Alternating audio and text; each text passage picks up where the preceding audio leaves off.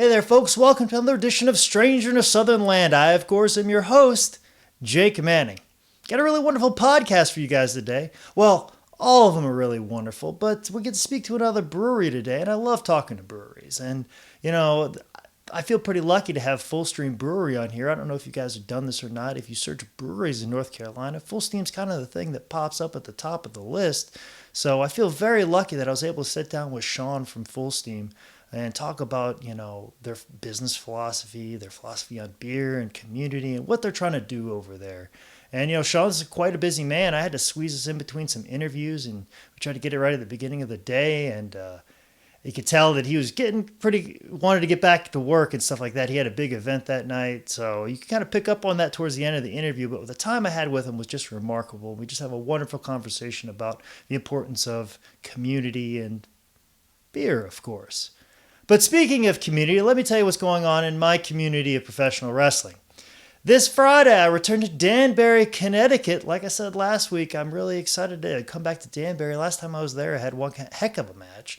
I really want to keep that streak alive. So Danbury, make sure you come out to Northeast Wrestling on April 10th. That is Friday, April 10th. I believe bell time's probably going to be around 8 o'clock, maybe 7:30ish. More probably closer to 8, just because it's a Friday. But anyways, make sure you come out for that. But also, if you live in the Charlotte area, make sure you come out to the Comedy Zone and see me perform some stand-up comedy. Like I said, I've been doing this stand-up comedy class and this is a new venture for me and jumping in on it. Like I said, I'm in a class of a bunch of people, really funny people, and we've all been going to open mics, doing edits, rewriting our material, and really working hard. So make sure you show up on April 13th. That's a Monday, to the Charlotte Comedy Zone at 7 p.m. And it's free. Why not? And just come out and support, you know, local artists or local beginning artists, people just trying to try something new, just trying to be funny. So come out and support some local art on April 13th at the Charlotte Comedy Zone at 7:30 p.m. 7 o'clock p.m. Excuse me. If you show up at 7:30, you may miss me. So make sure you show up at 7. But anyways, if you want to support me, make sure you follow me at Manscout Manning. If you have any questions about the podcast, make sure you email me at jake@sslshow.com. Or if you have any booking inquiries about professional wrestling or anything else, make sure you email me at manscoutmanning@yahoo.com. But anyways, without further ado, let's jump full steam ahead into this interview here on Stranger in Southern Land.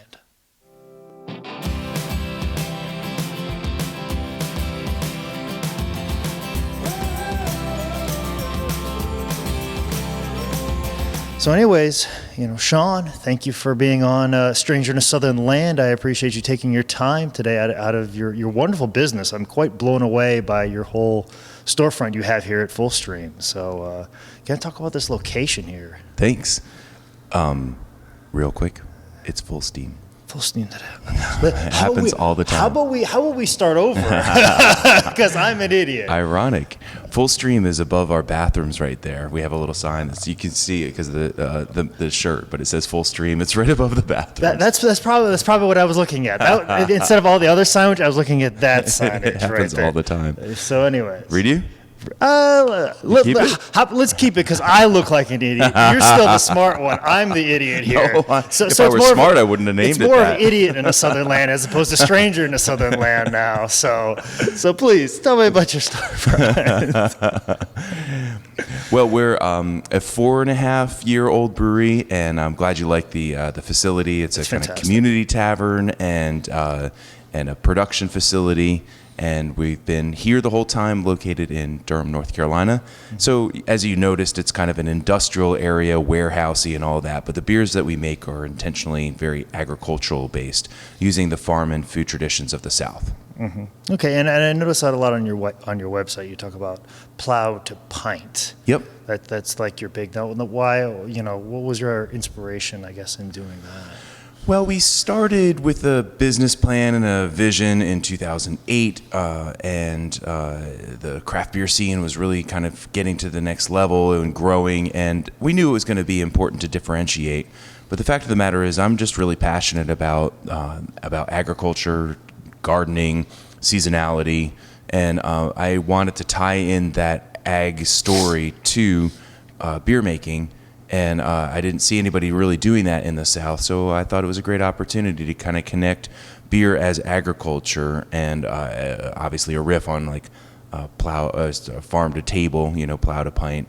It all kind of works. Yeah, it's a great line, but why such a strong link to agriculture? Did you come from a farming background? Because I do, so I don't know if you. Oh, as well. yeah, no, I come from the suburbs. I come from the Philly suburbs originally. And, well, which one? Because I know that kind of area pretty well. Yeah, Yardley, Bucks County, across from Trenton, New Jersey. Okay. Yeah, all right. So here I am making Southern beer, but I've been here since 1992. Mm-hmm. So, and it was right around then, right as I moved to Durham, that I started working for a chef named Ben Barker, who ran Magnolia Grill, James Beard award-winning chef and one of the best restaurants in North Carolina.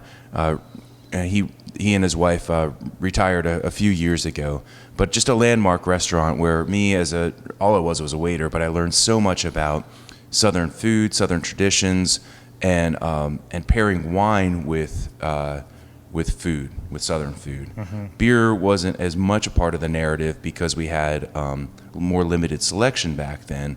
But I fell in love with Southern flavors and Southern cooking and innovation in Southern cooking, that sort of New South thing. And then looked at my job really was to pair beverage with those dishes. And so what I'm doing now, 2 decades later, is a kind of an extension of that, but with a product that I'm truly passionate about in craft beer. Well, why are you passionate about it? Oh, that's actually a simple question, but a really good one. I love the community nature, that the democratization of beer. So beer is the beverage of the people, and I've had just such wonderful experiences hanging out with people who love good beer. Good people like good beer. And it's not to say that, good people don't like wine or, bourbon or, Or there are bad people that like beer. Yeah, I know, right? I mean, it's a generalization, but it's a generalization because it's true. I mean, we have a wide range of people that come to our tavern here and enjoy our beers and enjoy the community feel. And it's just, it's the right fit for me. I mean, it feels funny. Like, it's not like I grew up as a kid wanting to be a brewery owner. It's something that you discover, like, obviously later in life, at least after 21 for most people. But, for me, it was much later than that. But I was like, I'm good at beer. And I've always loved the people component of it. I waited tables from like 14 to 24. It's how I paid for college and all of that. And so I love the service industry. I love that kind of front of the house side. And I sold myself short as a kind of an entrepreneur and as a potential entrepreneur or aspiring one, because I thought that technology had to be startups had to be about technology, that it was about invention, like being an engineer. And that's not me. I mean, I'm a marketing guy. I'm kind of a creative person. So I sold myself short, and it wasn't until much later that I realized my passion and my creativity is people, is beer, is community. And this place and the products that we're making are an expression of that. Okay. Now you said you have the sense of marketing and but how do we take those marketing things and you liking beer and what was the tipping point? Was there ever a point that like, okay, now this is what I want to do, and this is how I can do it? It's right. like any great project I've ever come up with. I have the idea, and you always talk yourself down, and like, I don't know if I can do this. But then there's one point I'm like, no, I can do this. What was that for you? Well, I started working on the business plan and putting a lot of energy and time into it. And my wife was incredibly supportive and gave me that freedom and that latitude. And for me, it was a slow kind of evolution into being my own boss. So at first I was really worried and I felt like I needed those. There were impediments for me to break away and start my own thing, but I started chiseling away at it slowly over time. So what do I mean? Health insurance. For me, health insurance is a really big thing. And I thought for way too long that I needed to have a regular paying job that provided health insurance so that I could have, my family taken care of. And I realized that I could do all of that while working for myself as a consultant for other businesses. So I kind of solved these little nuggets and these challenges, chipping away at it and empowering myself to become more independent. The real turning point came with Fullsteam when I was writing the business plan, and a friend of mine started asking me a lot of questions about the business. I mean, we were over at her house in Eastern North Carolina, and she's like, well, tell me about this, and what would you do that? And like, and you know, how much are you looking for, and that sort of thing. And then like, she's excused herself for a few minutes, came back with a check for $50,000. And it was like, oh. What's her name? Yeah, exactly. Jane Doe. I have a thing in current media right now I'm working on. And it was a remarkable, like, you know, can I say a bad word? Yeah, this is you. Yeah, all right. Ahead, I was man. like, oh shit, this is real. You know, like this can really happen. So she was my first kind of like validator. Yeah. And it was off to the races after that, you know. And you know, of course, like, you know, she was asking all the right questions about valuation, and it wasn't like a blind check, you know. But I kind of knew where it was going after a little while. The questions that she was asking, it wasn't like it just fell out of the sky. But it was that big turning point for me. Well, and it's a big investment. Somebody has now invested in you. Yeah. You know, and now you have to become invested in yourself. Yeah, totally. You almost have an obligation. That's well said. We have an obligation I had an obligation to not let my friend down. And way too often we let ourselves down and be like, well, you know, it just didn't work out. But when it's somebody else's money that you love, you know, or that you at least like or know, that makes a big difference for some personalities. Some people are all about like making it happen for themselves. For me, and I think for a lot of other people, you kind of need that sense of accountability to others. Oh, absolutely. And see, it's like I said, it's not even just so much your money or somebody else's money.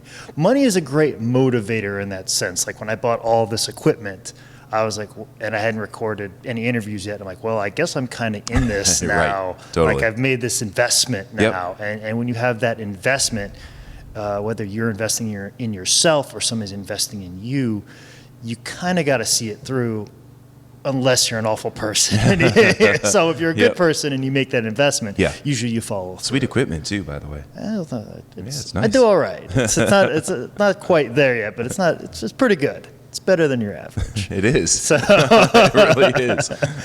But so, anyways, where do you apply that money to? What's the first thing you do with that money, that investment? Oh man, let's see.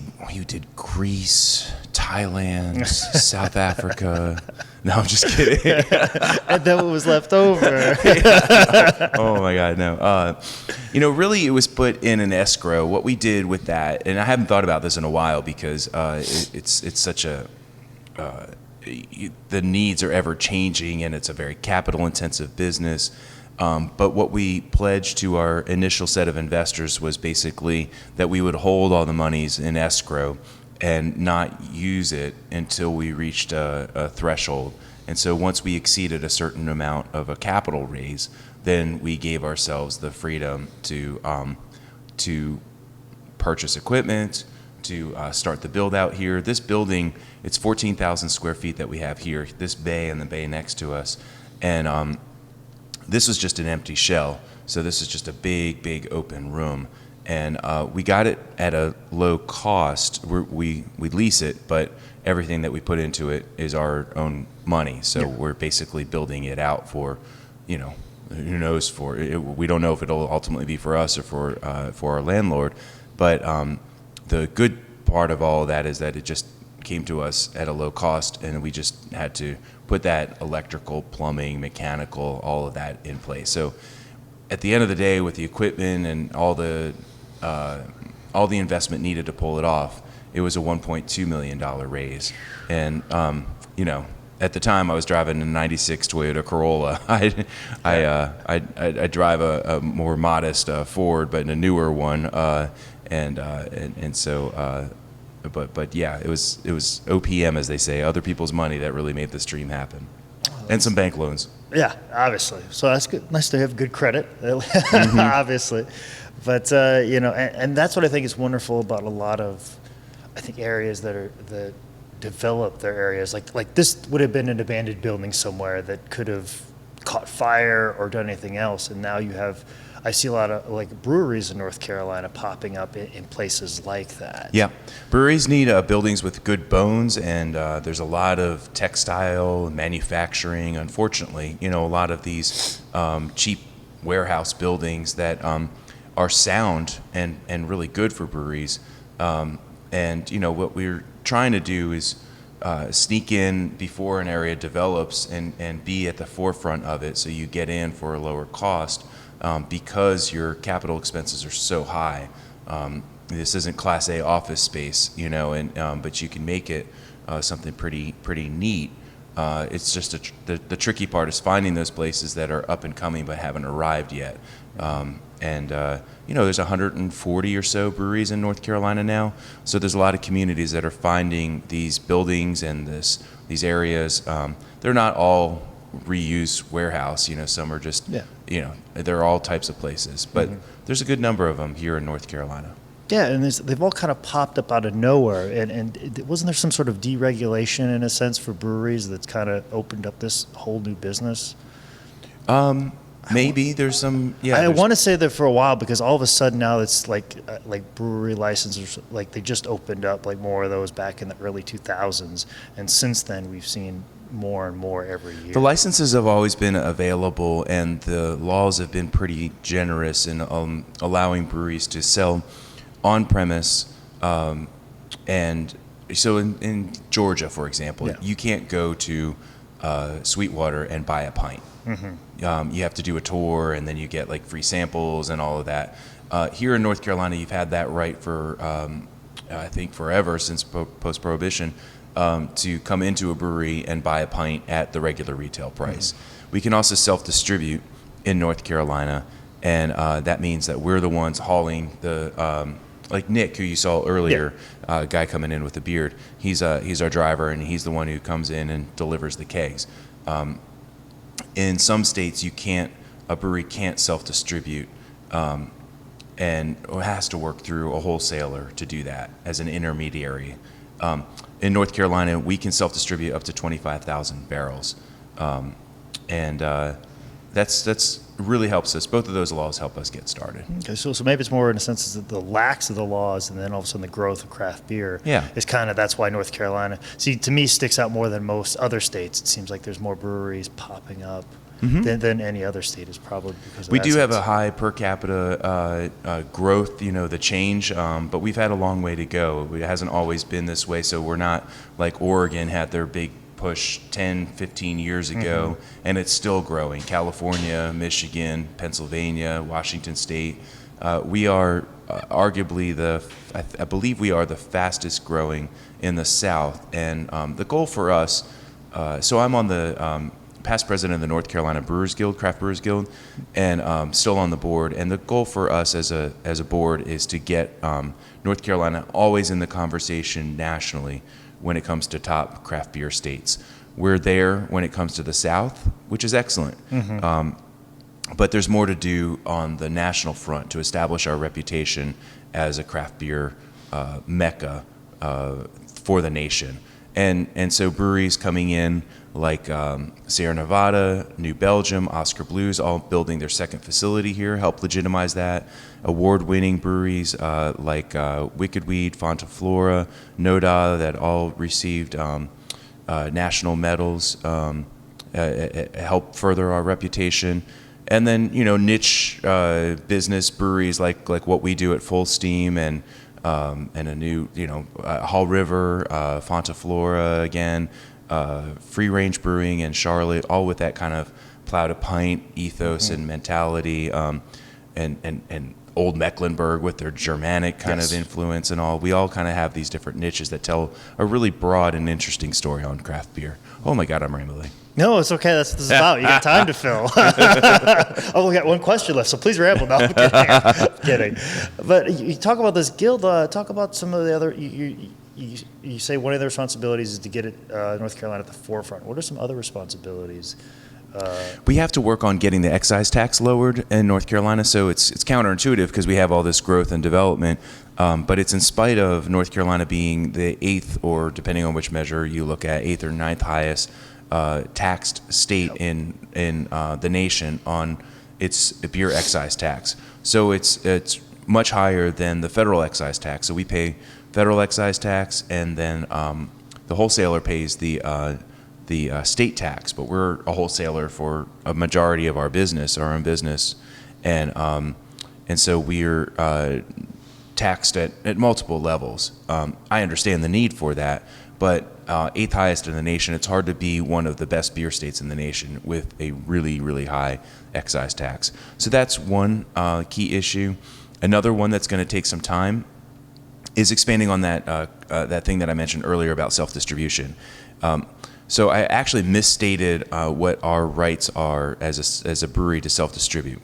A brewery can produce 25,000 barrels and self-distribute, but once it produces more than that, it loses that right.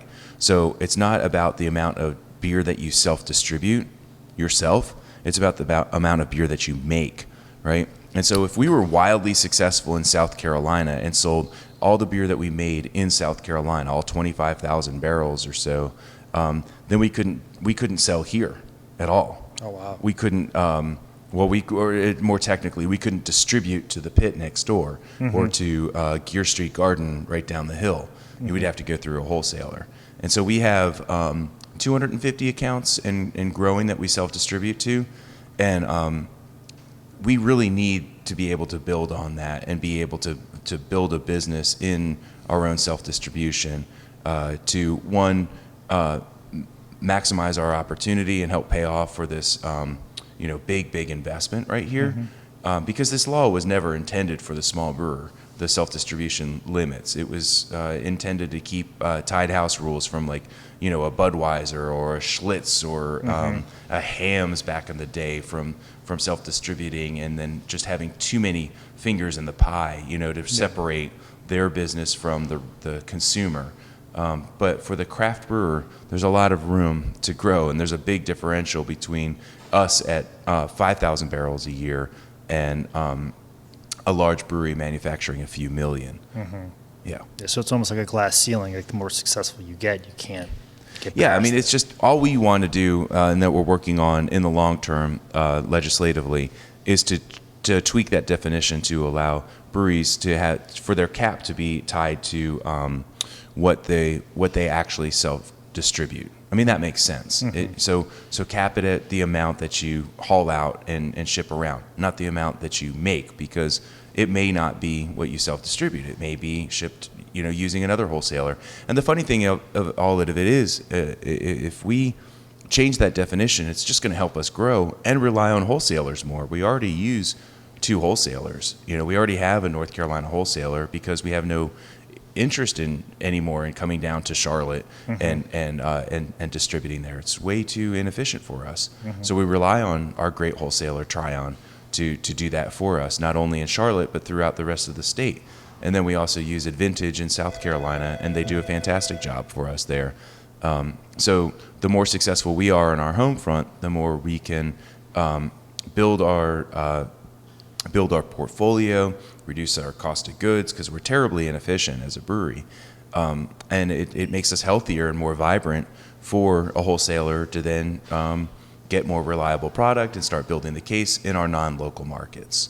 Okay. Yeah, that's my soapbox right there. No, that's Come fantastic. on, wholesalers, chill out. Yeah, I said it. But anyways, let's talk about distribution. Like you said, you had one of your drivers, so basically you give it to the wholesaler.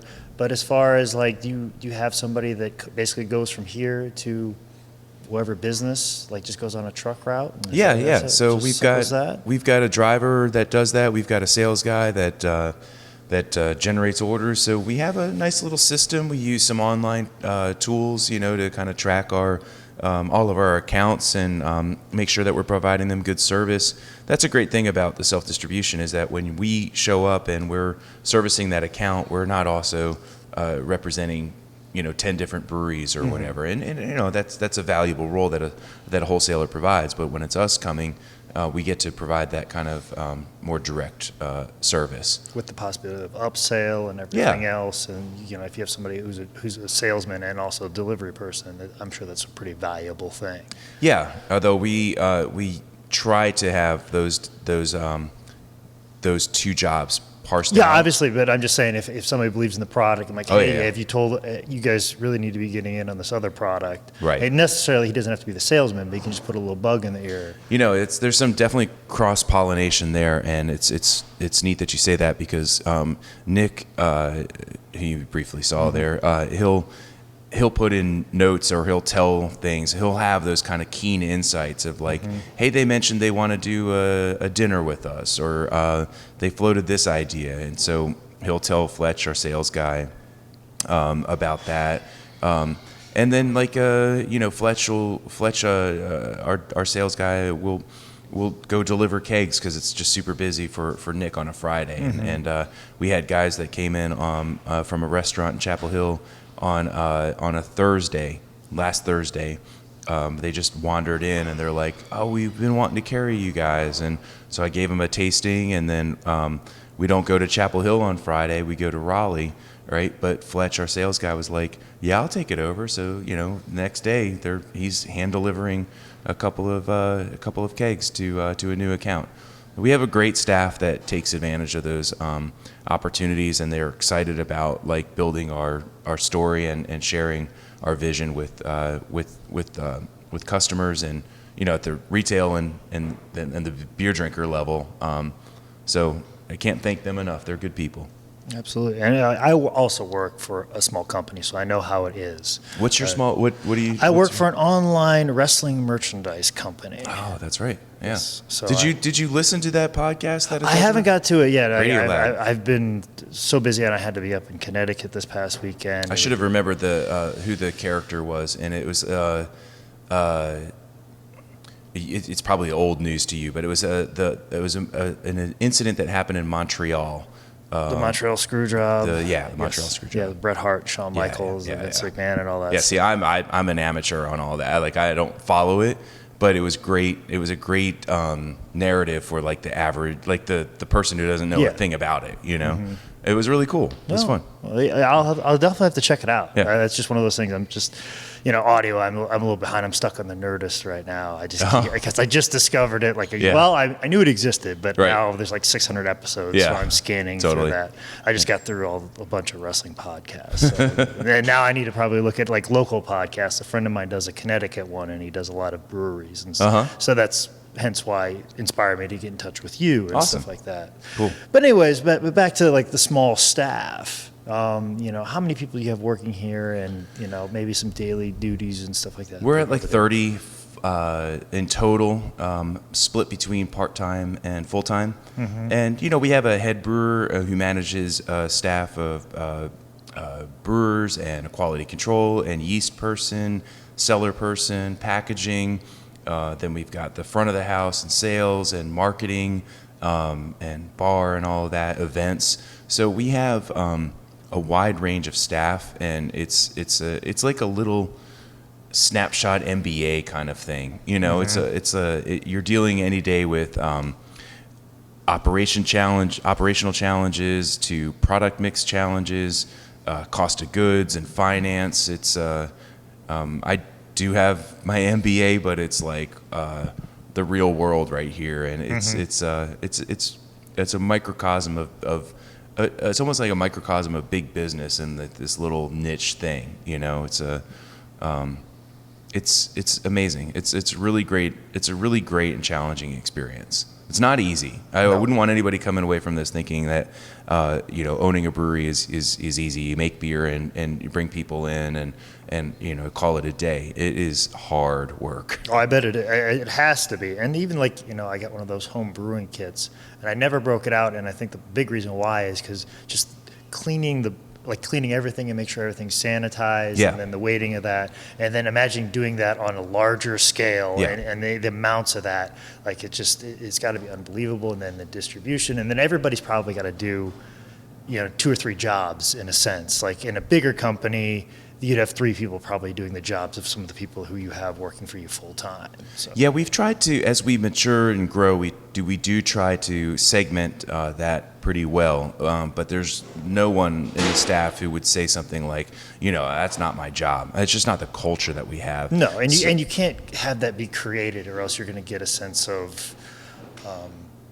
dissension in the ranks. Yeah, totally. Yeah. Right, and I would say last year we struggled with that more, and this year, maybe 2 years ago, because last year was the big year for our core values. So we really worked hard on establishing who we are and what we stand for, and kind of anchoring on those core values and our mission and vision and all of that. And so we had moments where there was like a front of the house and back of the house division, almost like chefs and waiters, right? Kind of going back to my my background in the restaurant world. And while we have a strong sense of ownership, that people aren't just running around trying to do all the different odd jobs and things that need to happen here, they've got a sense of ownership of their tasks and their responsibility. There definitely is that sort of bleed into, well, I can do that. For example, Brian, my head brewer, came down to Charleston 2 weekends ago to run an event with me at Brewvival, this great beer festival in Charleston. And, it's just one of those things, like head brewer who works really hard, gets up at 5:30 in the morning to make beer and all that, but still makes time to come down to a festival and tell the story in kind of more an events and marketing side of things. Now, I'm not going to go back there and say, Brian, take the day off, I got this, because that's not my area of expertise. Yeah. So we have to know our limits. But there's good sharing and a good sense of collective pride that's evolving here. It's taken some time, though. Yeah, and you really have to nurture that when that happens, because all it takes is for sometimes just a side comment or something like that, and then an employee can just delve off and not look. And you really need people giving 100% and believing in their product 100%, especially when you're going out to places. Because I do a lot of, trade shows, conventions, and stuff like that, and you really have to believe in the product that you have on the table in front of you. Because on the other side is hopefully a potential loyal customer. Right. And you have to sell them on that, and they have to feel the way that you do. Right. And if you don't feel strongly on what you have in front of you on that table, they're not going to pay. Yeah, wouldn't you say that the majority of people can sniff that out pretty quickly? Yes. Yeah. Absolutely. And it comes off almost very directly, like immediately. Right. You just know it in the tone. Yeah. And you can fake it, and people may believe it, but when you have the passion and you can give that sell to it, right, they'll get on board. Yep. If you don't have that passion, it's just a sales pitch, and they might think they'll at least be entertained by you existing in their space, but then they'll never get past the point of purchase. Right.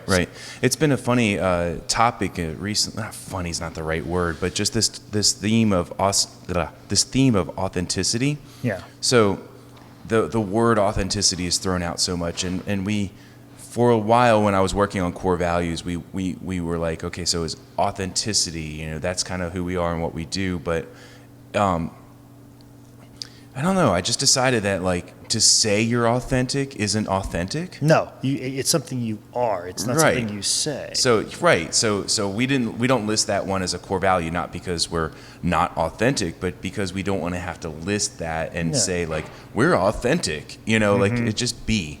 So instead we call it quiet confidence. And even now I feel funny, I'm telling you, our one of our core values is quiet confidence, because I'm boasting you're pronouncing it. Yeah, exactly. But it's just one of those it's a better kind of way of expressing authenticity is that fits with our narrative. Now, not every, I'm not saying that every brewery or every business has to have that. Everyone has their own set of values and all that. But I think that they one should speaks to us, because I think a lot of problems that we have at our business is it seems like our only value is make as much money as possible. Yeah, that's not as a fast value. as fast as you can, as quick as you can, no matter what. Right. That's not really a value. No, it's That's not really you have to believe in what you're doing. You have to understand that we're trying to put something out in a certain way and present it to the product. And also think about the consumer. We're trying to, give the consumer a unique viewing experience or unique experience that they can take away that's once in a lifetime. And it's a way to differentiate. Like, what business isn't out to like maximize profitability? You know, that's real unique. You know, like that should be like a secondary thing. You should be thinking of what you're putting out. It should be people. A byproduct. Yes, you know? exactly. Yeah. That's what I'm looking for. Yeah. You know, it's just that sense of like, when you think solely about, we have to make as much money as possible on this, and since we're not making money here, we have to throw this away. Mm-hmm. You know, because it seems like a lot of times, a lot of ideas that we do get cut off at my job because they don't make money right away. Where I think sometimes you need to just stick with something and have that commitment with it and play it out. Yeah, it's funny. We struggled with that on our product mix a little bit with just what we believe in the long term.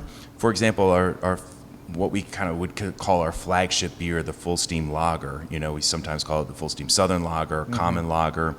It's a beer we believe in, but it's not our best seller. And so we're really trying to figure out, you know, 4.5 years in now, you know, do we stick with it and call it is it the long play that like eventually people will come around and figure it's not that it doesn't sell. It's just that people love IPAs right now, or they, you know, other beers of ours catch on, like the Carver Sweet Potato Lager. It kind of tells what we do a little easier. And so, you know, we kind of wonder what we're doing with that one, and we might actually be at the point of saying, you know what, let's retreat that one and put it into R&D mode and still believe in it, but tweak it more, go more local, you know, really kind of give it a hook. So you have to be willing to know when to adjust, you know, and not just be bullheaded and stick with something if it's not going to work. And that's that tricky balance. You know, there's some times where you have to push through and say, no, trust me, you're going to like this thing. Just, we're in it for the long haul, and you'll come around. We have some of those beers, you know, where we believe in that. But then there's a few others that are just more like, maybe not so much. So anyways, about the products, you're talking about like developing, you know, products and stuff like that, and you know, kind of talk about that, because you have a unique product line and stuff like that. Like, how do you develop it? How do you know when you got a winner? How do you know when you've got kind of a dud? Or how do you know that you need to rework something? You bet. Well, we have to start with the premise that the goal is to make delicious beer. And sometimes it can, if you're not careful, you can get kind of on the academic side and think about, you know, well, how is this local, or how is this differentiated, or you know, what if we use this ingredient?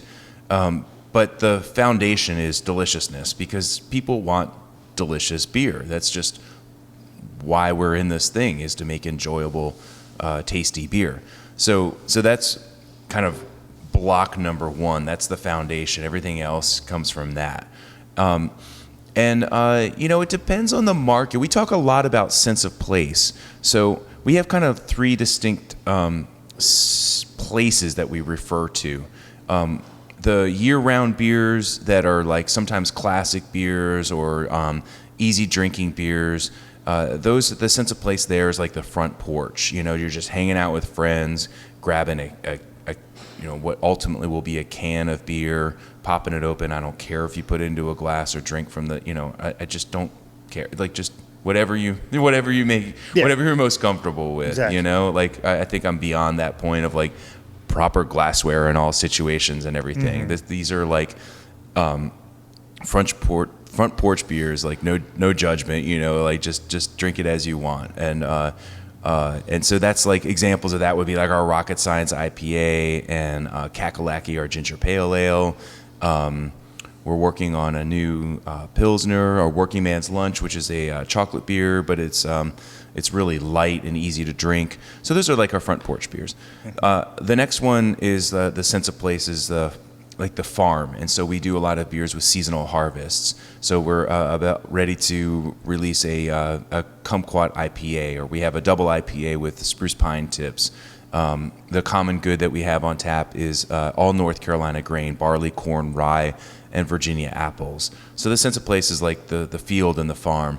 And then the third is the wild, and that's where we get kind of more esoteric, and that's our Forager series, where we actually go out into the wild and hand forage ingredients, or we get the community to do that for us and bring us their harvest, and in turn we pay them a market rate for that.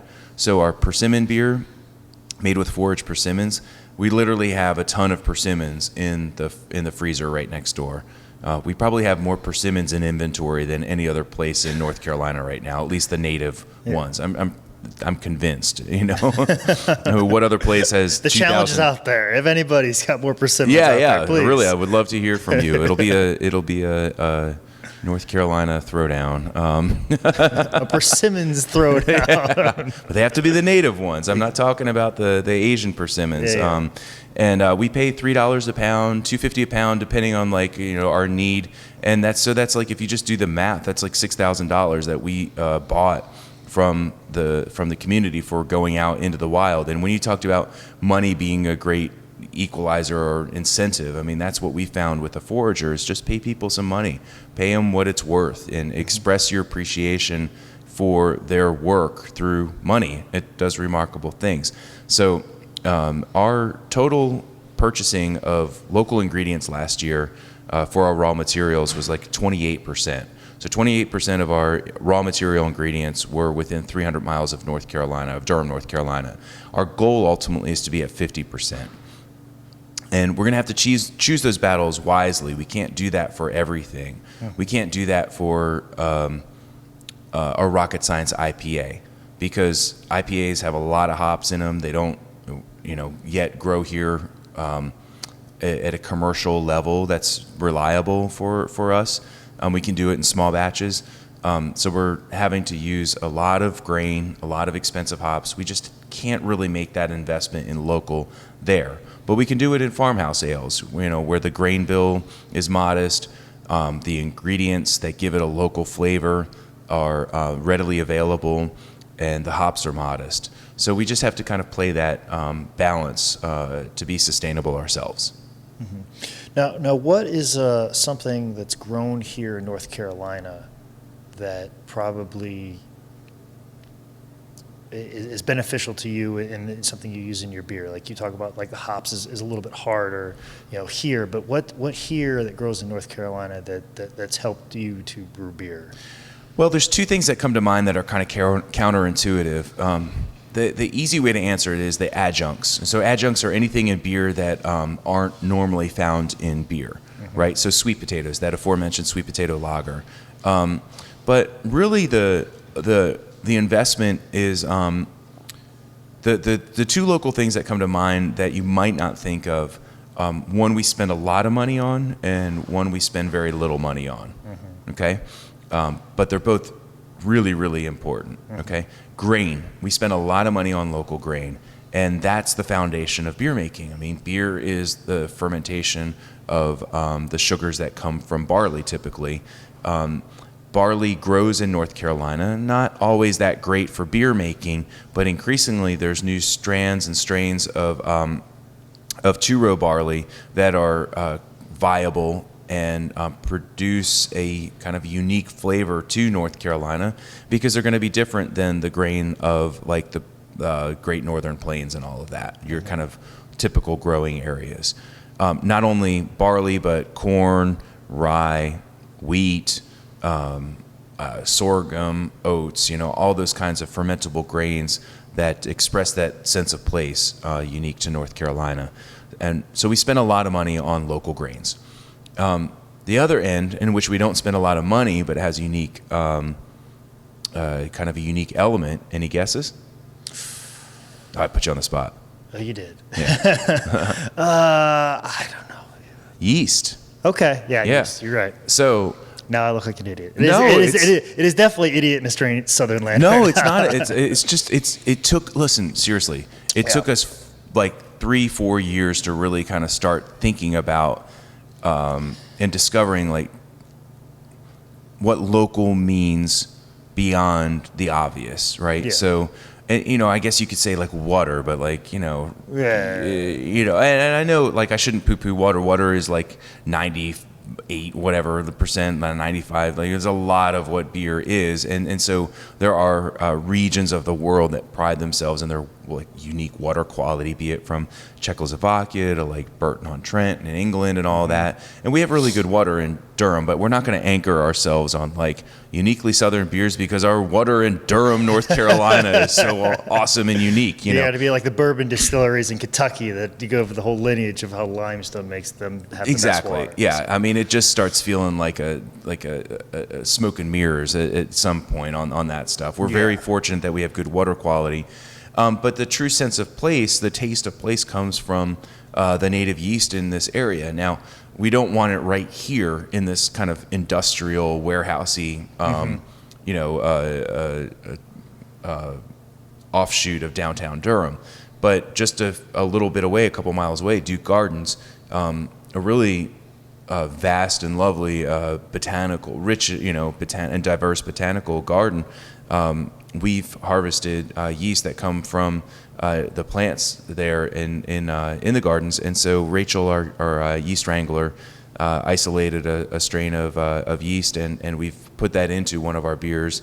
Actually, a increasing number of our beers, and that yeast has a nice little like floral bouquet, and it's very fragrant and light. It's wonderful. It's not terribly complex, but it's pleasant, and it's something to explore more and build on. And what I'd love to do is ultimately brew the same batch of beer with different yeasts that are isolated in different locations.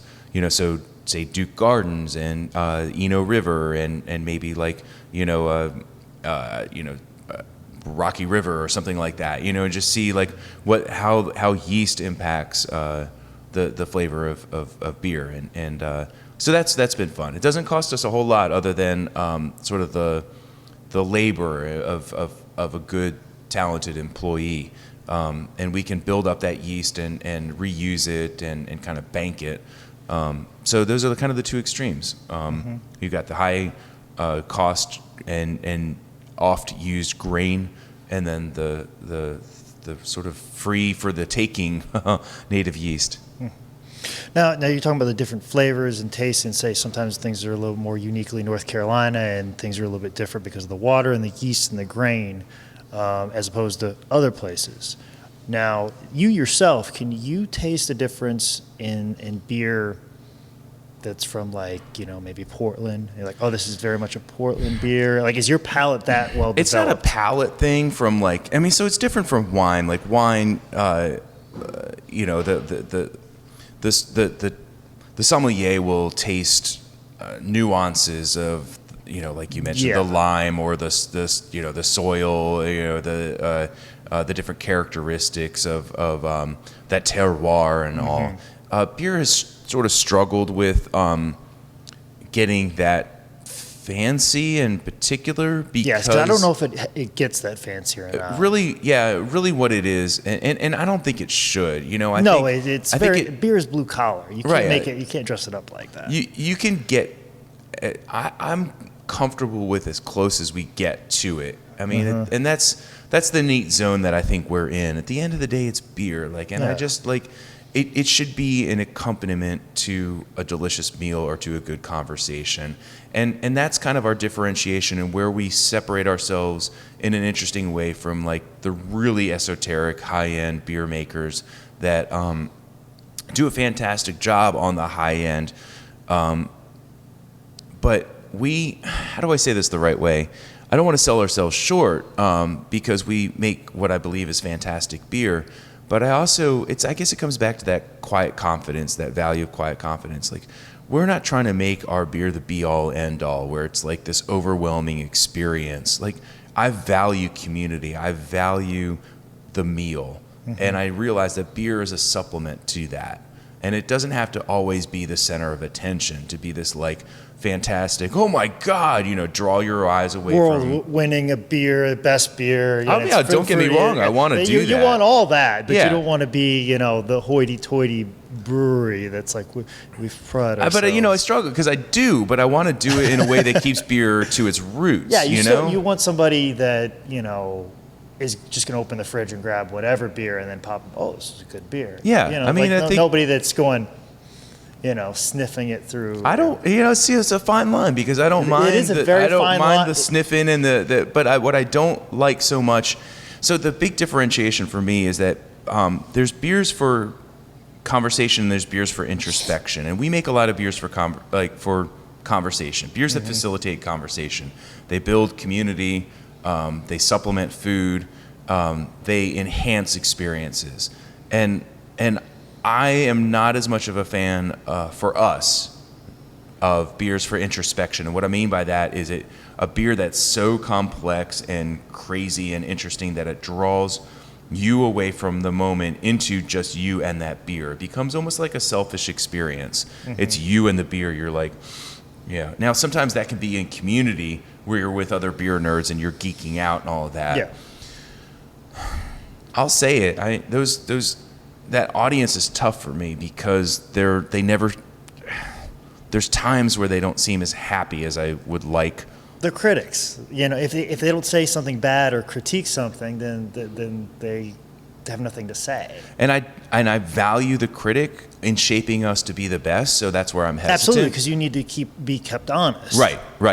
But you're also trying to appease the person that is just going to be like, oh, that's a fancy package. I'll give this beer a shot. Oh, it's pretty good. Maybe next time I see it, I'll buy it. Yeah. Right. And that's that interesting niche that we have where we're trying to elevate the image of beer, but not too much. You know what I mean? Yeah. Because it's beer, and I'm cool with that. And I love the people who are just like, oh man, I love your IPA. That's delicious. And they drink it and they're hanging out with friends. That's where my heart is. I'm not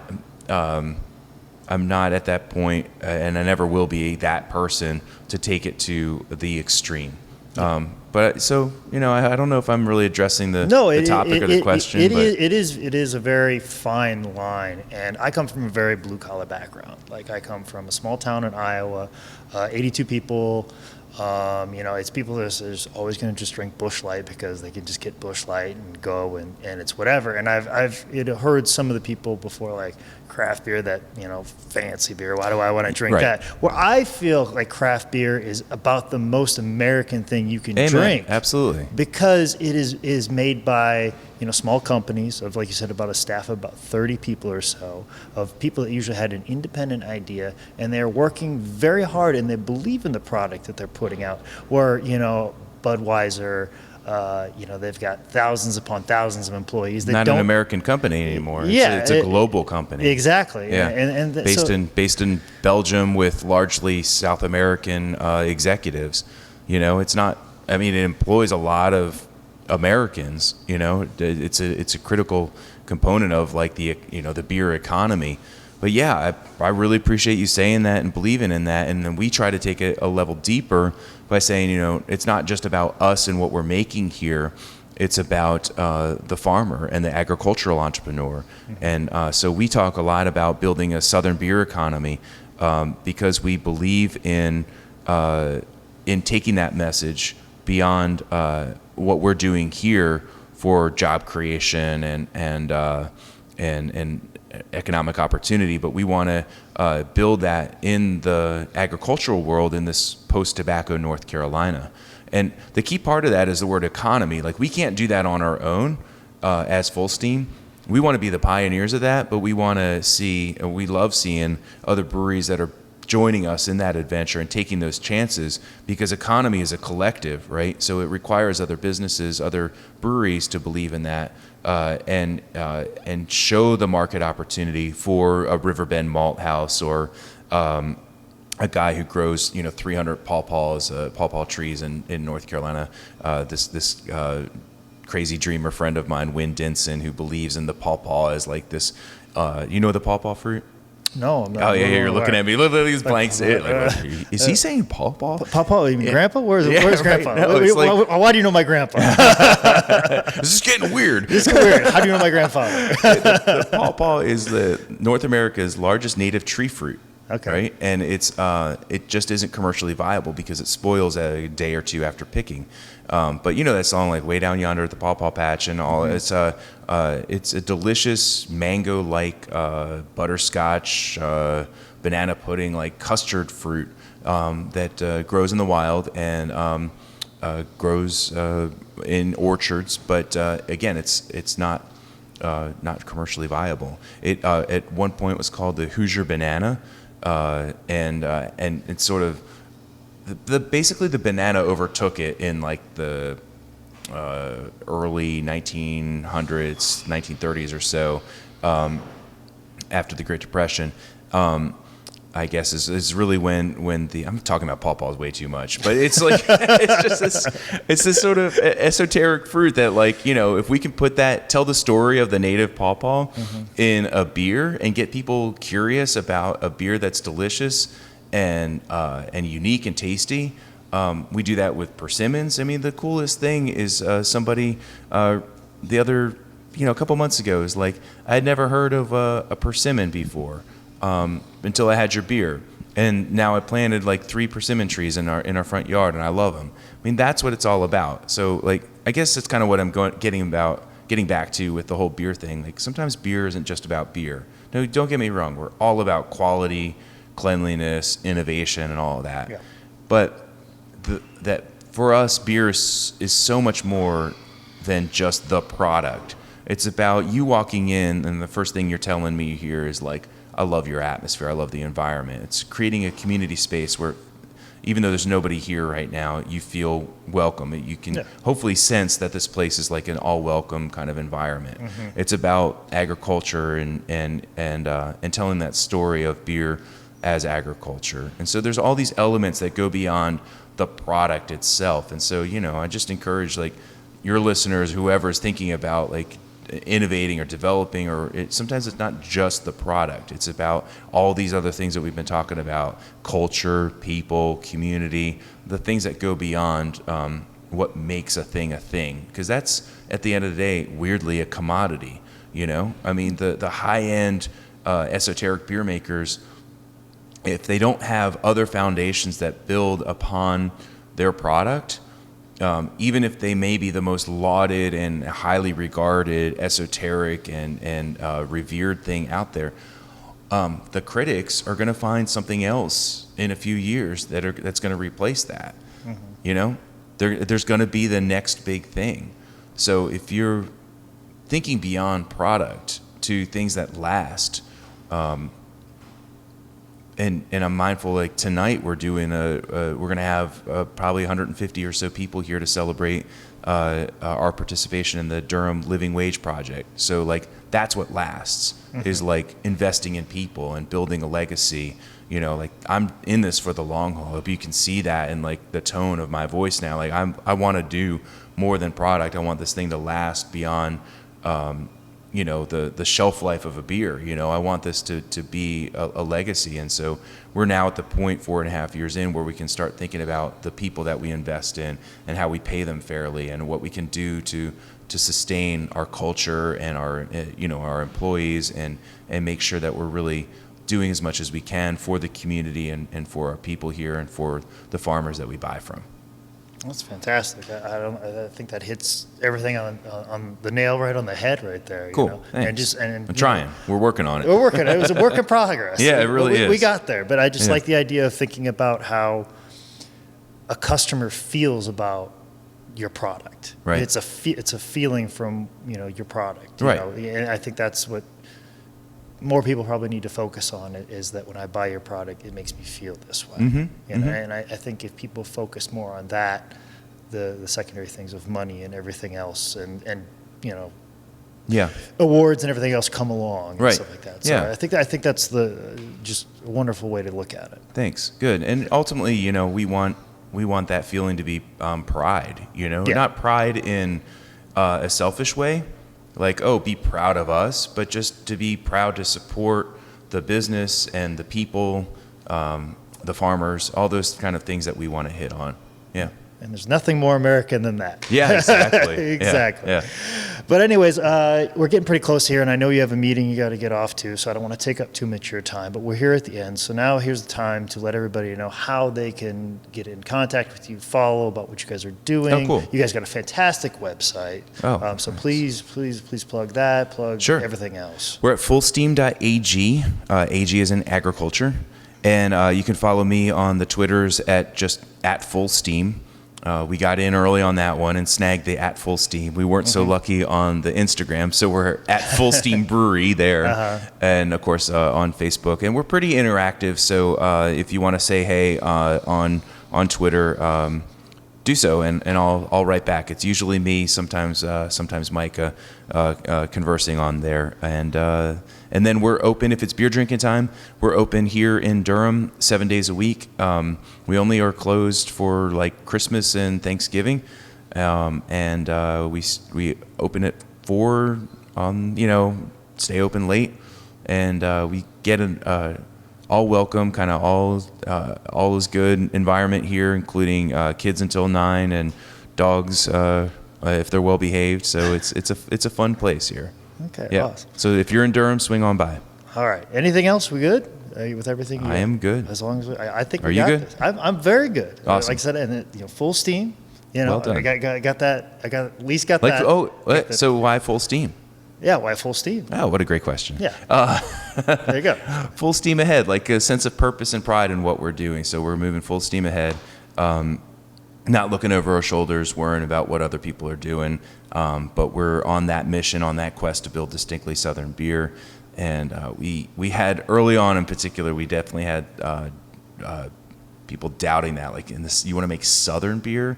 Isn't that like the worst beer region of the U.S.? And so that's the opportunity, is like, why would we go to Portland and make an IPA? Like, that's already been done. So, you either think like that or you don't, you know what I mean? And so, like, first off, there's great beer, and there has been great beer in the South. Don't get me wrong, right? But there's an opportunity to redefine and express the beauty of the South through beer. So we're on that quest full steam ahead. All right. So full steam ahead on this whole podcast. And if you have enough full steam beer, you'll have a full stream in the bathroom. It's right there. It's right full there. Stream ahead. All right. Well, thank you, Sean, for your time. Thank I you. appreciate it. Cheers. Thank you.